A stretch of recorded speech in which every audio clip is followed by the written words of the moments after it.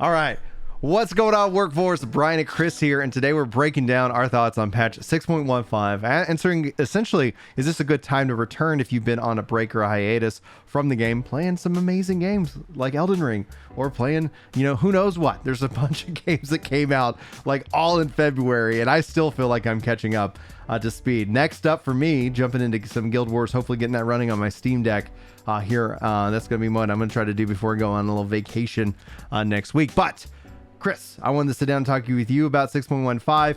You've been diving into more, and it just feels like side content, side story, so much within the world that was just added with this patch. It honestly feels a little bit overwhelming. I've been focusing on the Oxidara, the tribal quests, and absolutely loved it. Like, so far, so good. But what's your overall impressions? How do you feel about this patch as we look forward like another kind of 2 months before 6.2? So as of now, I have done all but the Hildebrand portion. So I've cleared everything 6.15 has to offer. Obviously, the Arxidara, I'll have to do my 3 quests per day, every day for, 13 days or 14 days or whatever the theoretical number is there to cap out and score me a hippo, like they showed off in the live letter. I love those hippos.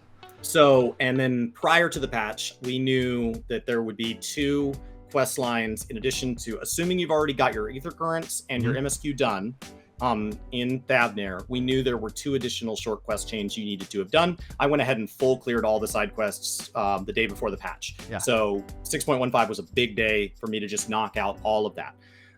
Without spoiling any of it, I will say the Omega stuff is a lot longer than I expected it to be, and the Tataru stuff is a lot shorter than I expected it to be.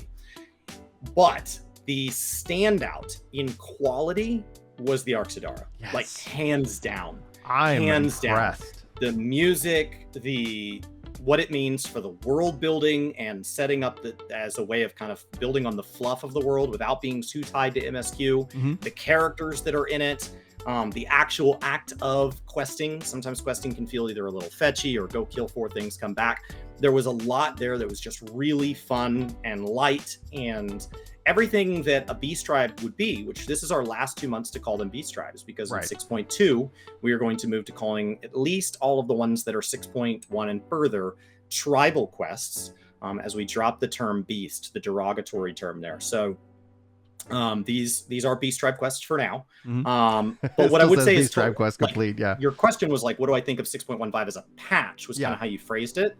The half patches are small. They're just the 2-month filler while you're still kind of just working on re-clears or whatever you're doing to kind of kill time in the 4-month patch cycles. Moving forward, 0.25, 3.5, 4.5, and 5.5, we have continuations of things like, but not limited to, relics. You have things like a deep dungeon coming online in 6.3. You have things like the presumably, but and so like whatever Island Sanctuary is during 6.2x, whatever these new dungeon type things are in 6.2x. The half patches are a chance to go back and do all the things that you missed during the main patches and catch up on things and keep things going. So I think half patches tend to feel more full when you have more on your weekly and your backlog. 0.15 is a light patch. It is a light patch. It was light in 5. It was light in 4.0. It was light in... It's just light. So what I would say is, as somebody who plays a lot more now, I finished all but Hildy in a single day while also doing my leveling roulettes, my frontlines roulettes, doing roulettes on my story character. Like, in a single sitting, I did all of that because I can play 8 hours straight on a patch day, on a Tuesday. So it was light. So I would say, like, my advice to somebody who hasn't started 6.15, maybe they're just getting to 6.1, is pace yourself, because this has to last till August. So pace yourself. Otherwise have another plan. Like, I have other things I want to do. I want to finish getting to Omni 90. So like I'm feeling the pressure of all these things I want to get done before 6.2. But if 6.15 is all you have to get you to 6.2, don't do it in a day. I would say, like, for me, like, I'm coming into this patch like very positive. I've been like with the Oxidara quest line and just the having those as a part of kind of a new daily to kind of explore Thavnir. I mean, I've been still doing some of the dailies out in for the Shadowbringers realm. I keep forgetting why, like the Pixie dailies, but I'm forgetting the name of the zone for some reason. And so like still going into thank you. Yeah, Domain. Ilmeg. Jumping into that zone and having still continued years later to be in that zone, like this is refreshing. It's a palette swap in terms of like the zone design, and starting to see how some of these quests and where they're kind of taking me around. But without spoiling anything, the two quests that led up into unlocking the Oxidara quest that kind of build up into this, I really enjoyed. I was thoroughly blown away, like just from the story, because obviously there was a big critical moment in Endwalker's story that a lot of people remember, especially with my reaction to it. And this kind of also then follows that up, obviously, with keeping you up to date on what's going on with the little baby girl. And I really appreciated that. I really enjoyed that story and how it's connected, and how like the things and obviously like people who've dealt with tragedy, like for me, like I got teared up going into it. So like I really connected into it. And then the aspect of though additional experience, like when I just talk about like jumping in, making sure I'm getting those dailies knocked in, then I like, oh, do I do a roulette? Like maybe if I have time, right? The Steam Deck obviously is, I think, helping overall with my enjoyment of 14, because I can jump in easier without having to right now retreat into someplace else. Like especially at the end of the day, I don't know if anybody else is like me, but like I would like to sit on the couch with Julie, and maybe we're gonna watch a movie, or maybe we're gonna hang out and just kind of like chill and maybe put some YouTube on, get caught up on the day. And it's nice that at some point, like especially if it's like not really kind of my show, but we're still hanging out, maybe she'll like hang out on her phone, or I'll pull up like the Steam Deck and I'm like, yeah, let me just run a dungeon. It feels good that I feel like I'm able to jump in much easier. And I used to be able to do that when I had a working PS4, and since I haven't been able to get a PS5, like that's just been something I've been missing. I've been making up with it with like aspects of Shadow PC and being able to, but that only runs and works in certain, like I got to use like the downstairs computer, which isn't in at a couch. Like I hands down, I think Final Fantasy XIV, it offers so much to me in terms of like, do I want to play sweaty? Okay, yeah, I want to be on a gaming PC, and I want to have all the like my whole setup. But do I want to just chill on a couch and maybe run some dailies and maybe a dungeon? Yeah. And so having that as an aspect, and it kind of really has reinvigorated me in the race a little bit. Obviously I'm a little bit behind, but it's nice that I'm like, all right, I'm just chipping away, back to chipping away without feeling like I got to jump through so many hoops just to go and log into the game. The one thing I would change though, like if I ever was able to make a change, I have the single click, or like the code authentication, like a password. I would love it if that I was able to authorize certain devices that didn't have to ask me for that password, and only if I wanted to then do something extreme like delete my character would it have me use the password to confirm. Because right now, like anytime I want to log 30 days or something like that, just because like it's like, I think Twitch is 30 days. Some games are like one-time authorizations, kind of like I think Gmail is one-time authorization for the device. Yeah, I'm not taking it off, but at the same time, like there's a part of me that's just like, all right.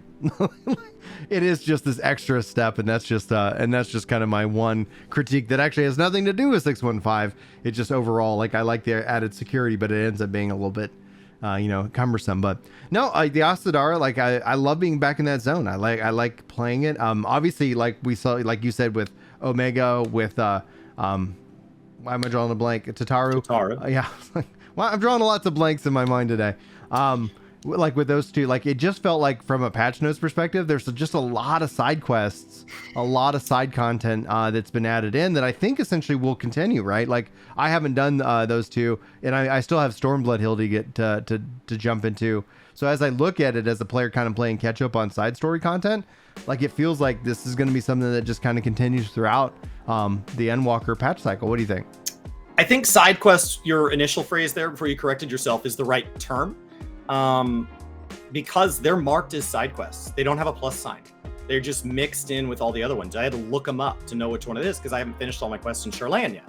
So I think side quest is the right term, and it kind of made me want them to add another quest type icon. We have the plus sign, which means it unlocks a form of content. So that's a dungeon, a trial, maybe an emote, right? It means it unlocks something. We have an MSQ logo, which basically means whether you like story or not, you have to do these. And then we have standard quests and we have repeatable quests. Yeah. I don't know what it is, but it would be nice if the quest chains that are going to be carried from expansion to expansion to expansion don't unlock features, but are something that we're going to Maybe you're somebody who just get into the game today. They play MSQ all the way to cap. Welcome to Endwalker, this huge journey. And they're like, now what do I do? Do all your plus signs. Great. Yeah. So they go back. They unlock. They double their number of dungeons, all that. Now what? Hildebrand. Where do I find that? And so like Tataru's Grand Endeavor, whatever this becomes. And that would be a way of telling us like, this is not a side quest. It is a side story. And something that would tell us that something's more ongoing. But isn't necessarily going to we don't know if Tataru's Grand Endeavor is going to be giving us instances. We don't know if it's going to be giving us emotes or any of that. We did get an Orchestron scroll from one of them that was requested, and when it was requested, Yoshi kind of, as far as I remember, his response was something like, yeah, I guess that could be something we'd give you. And so like we did get an Orchestron scroll that I think was much desired from one of them, but otherwise like they largely just kind of set themselves up to be ongoing content. And I would appreciate that it marked that on the map, to help encourage people that are looking for something to do right now, to do those, but maybe there's somebody who doesn't want to clear all the side quests otherwise, because it's a lot. I did everything in Thavnair. I've done my sightseeing log. I still have to go through there for hunts, but I'm done on Shared Fates. I'm done with sightseeing log. I'm done with side quests. I'm done in Thavnair.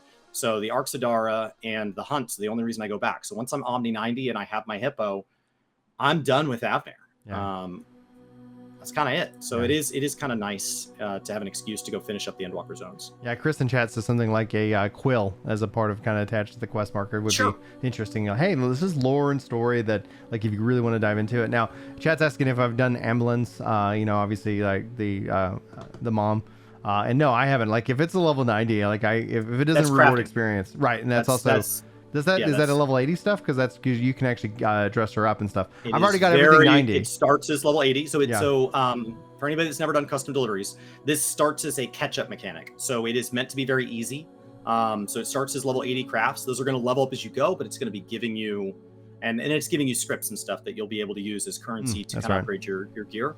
As a Omni 90 crafter, when you first pick up Emeliance, you have no issue. You can literally use Trained Eye because it's 10 or more levels below you. So it starts as level 80 crafts. So the first things you craft were just like boom, boom, done. Craft 3 of the first thing, go rank up. Craft 3 of the second thing. Next week we'll rank up again. And so we'll be able to move all the way to dressing her up. That was probably my second favorite content in the patch was the Emeliance stuff. There's a playfulness to it. And some of it is like I'm getting invested in old lore. I'm trying not to spoil anything. I'm getting invested in old lore. So there are characters that I'm meeting in 2.x for the first time, and 6.15 came out during a lore week. So I cleared 2.1 and 2.2 the day before 6.15. Yeah. And I have been meeting people throughout ARR and learning concepts throughout ARR, keeping it really vague, that when any of that is referenced, that's really fun. And so custom deliveries is a perfect chance to make these kind of callbacks that are really fun. Excellent. All right. Well, I mean, those are just kind of like, obviously this is half patch so that we've kind of shared our thoughts. Actually tomorrow, or when this video goes up, we're going to be doing a podcast with the Eorzine Archives crew here over on Twitch. So guys, be sure to come hang out for the live show if you're interested. Afterwards, I'll be clearing Crystal Tower for the first time. I'm actually excited about that. We're filming this in the middle of me. I'm just about to finish up 2.3. I'll do 2.4 after this, and then tomorrow will be Crystal Tower for the first time. I'm excited to see what you think about the Crystal Tower lore. Yeah, for sure, because it's, as the story goes, like I really enjoyed Crystal Tower, and when it came back, oh my gosh, like I was so excited to see that continue. And then the cure here, like for me, I was like, now that it's required, but before it ever was, I was always like, that's awesome, it's coming back, but there's going to be people who have never who skipped over, it was like, oh, there was a 24-man raid, what? And so yeah, I'm excited to see how it goes in for you. But Chris, you want to take us out of this video? Yeah, for the people that have been enjoying kind of my playthrough and first time seeing all of this, they've been asking, hey, where do I see this? Because I can't always watch you on Twitch, especially when you're doing these big 8-hour long days in the middle of the workday. That is all getting published in like 20 to 30 minute segments where that length is applicable.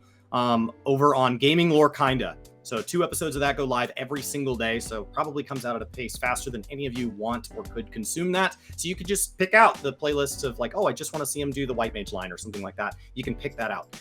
So go enjoy that over there if that's something that interests you. I separated it out so it's its own channel. So if it doesn't interest you, easy to avoid. And definitely come and see us do a podcast on Thursday with Eorzean Archives. Yeah, so going to be a good time. Until then, we'll see you next time. Take care.